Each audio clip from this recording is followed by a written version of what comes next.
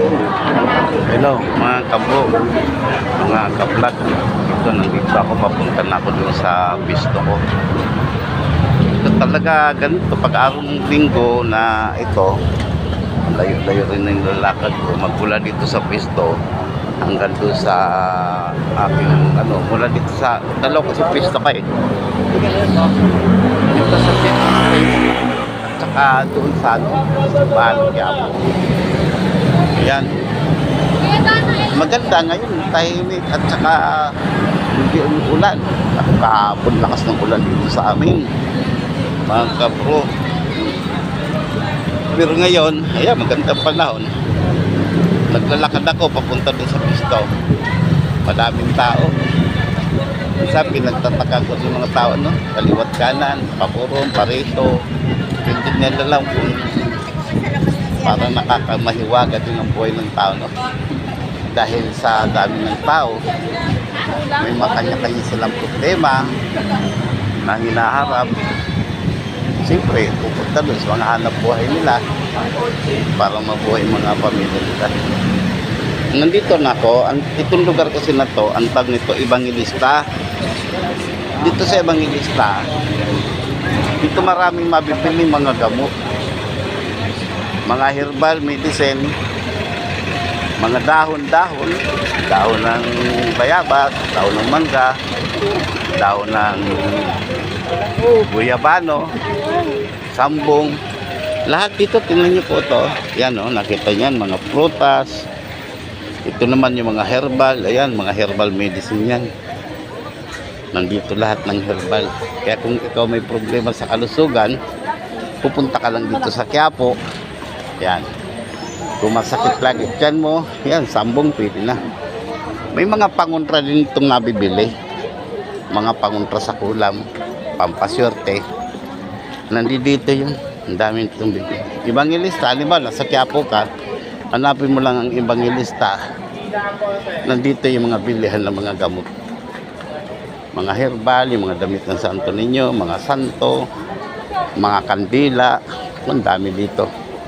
Kumpletong-kumpleto. Yan. Araw-araw bukas dito sa Evangelista. Lahat ng mga anting-anting dito nyo mabibili kapag gusto nyo. Yan, no? Ay, dito mula pa noon, panahon ng Kastila. Yan ang buhay dito.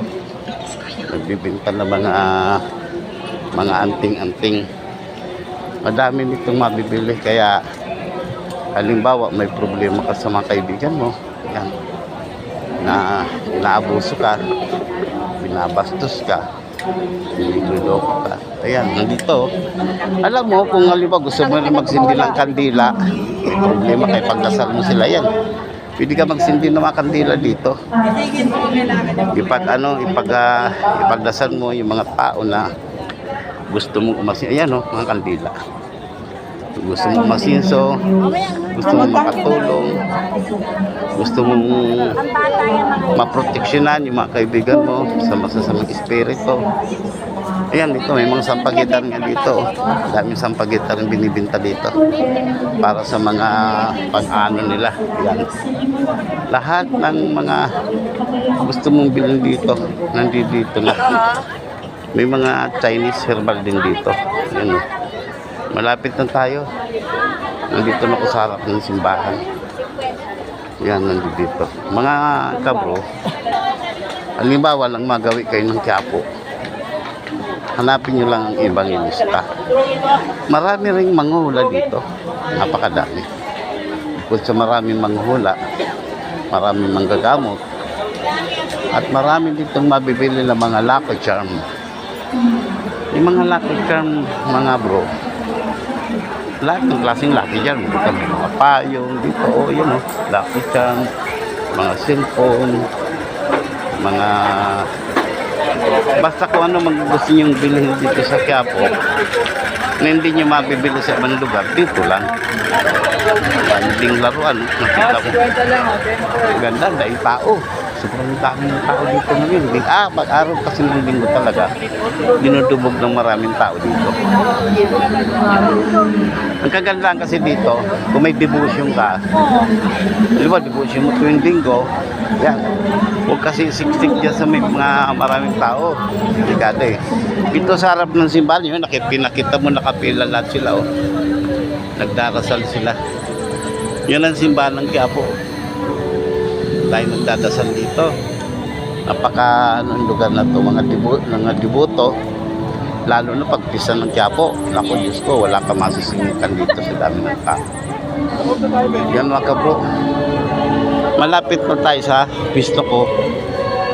Doon sa pisto ko, yan, maganda doon. Sa loob ng, maganda kasi sa loob ng building yun. Ewan ko, baka marami na naghihintay, nakapila. Yun, mga pagkain naman dito.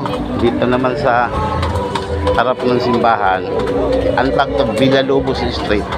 Nandito naman yung mga prutas, mga pagkain, mga mura. 50 pesos lang, may makakain ka na.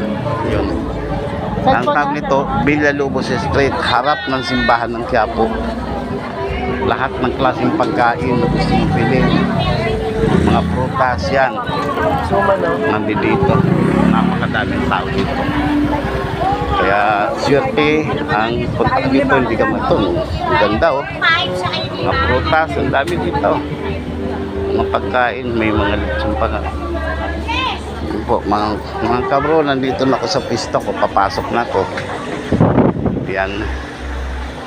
Dito sa pisto, medyo madilim. Hindi kasi sarado pa yung ano ko, sarado pa yung mga ilaw ko. Ganun yun. Pero, excuse me po. Iwanan ko na. Yan, ang pisto ko. Ito ang aking pisto. Wala pa yung mga kandila ko. Kabro, magsisindi na ako ha. Ito na yung aking pisto. Yan.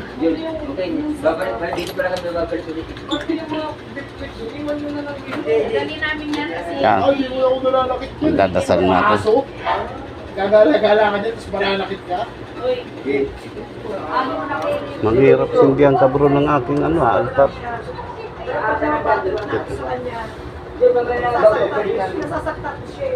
Yan. Ito. Mga kabro, nandito ang aking pisto. Yan. Yung aking mga dalawang santunin, si Mama Mary. Yan ang dinadasalan ko. Tuwing ako ay bago magsimula. Maraming salamat kabro, papatayin ko na to aking cellphone sa susunod muli. Pag ako naman galing dito pauwi, pabalik doon sa aking tirahan, ibibidyo ko din. Salamat.